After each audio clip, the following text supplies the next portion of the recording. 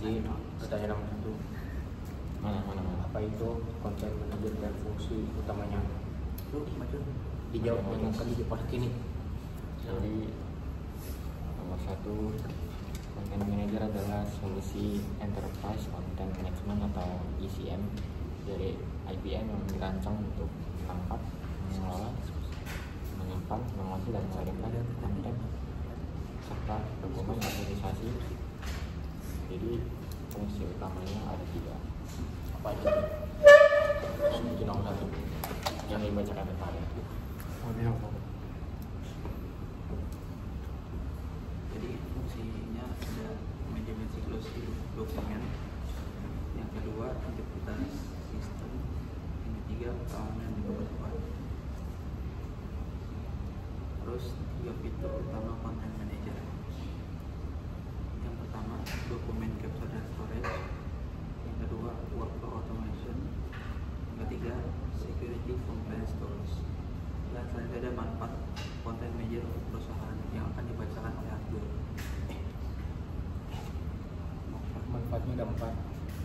Yang pertama efisiensi operasional, kedua kepatuhan regulasi, ketiga pengurangan biaya, keempat kolaborasi lebih baik. Terus untuk soal nomor 4 dijawab oleh Hidayat.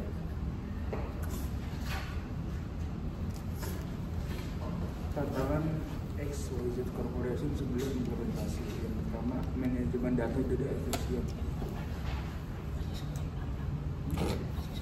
Kesulitan mengelola data terstruktur atau tidak terstruktur. Yang kedua, kepatuhan regulasi. Resiko tinggi karena metode lama tidak memenuhi standar hukum. Yang ketiga, biaya operasional tinggi. Penyimpanan fisik dan sumber daya IT yang mahal. Yang keempat, kolaborasi lambat. Proses persetujuan dan pengambilan keputusan lambat. Nomor 5, akan dibacakan oleh guru.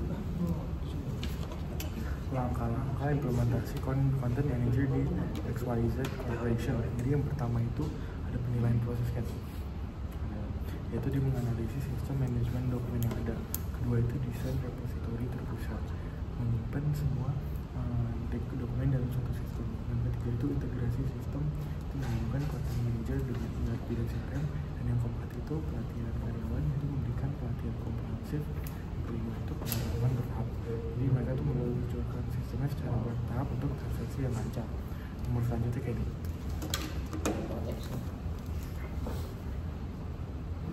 Jadi yang bagian agar sesuai fitur dengan kasus XYZ Corporation. Yang pertama, dokumen capture and storage. Apa itu? Jadi kesamaan fiturnya. Hah? Oh iya.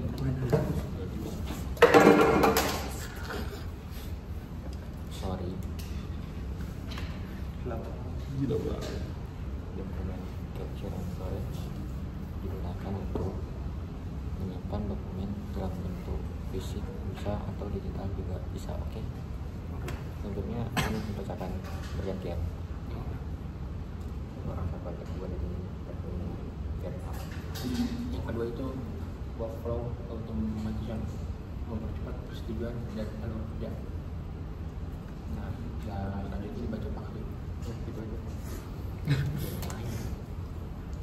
Selanjutnya security tools, memastikan kepatuhan dan melindungi data sensitif.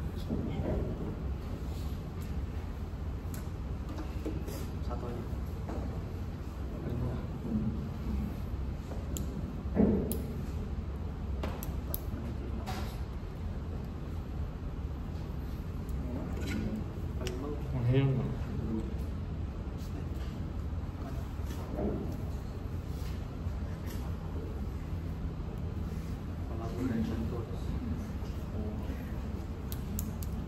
Collaboration tools, memfasilitasi kolaborasi antar departemen.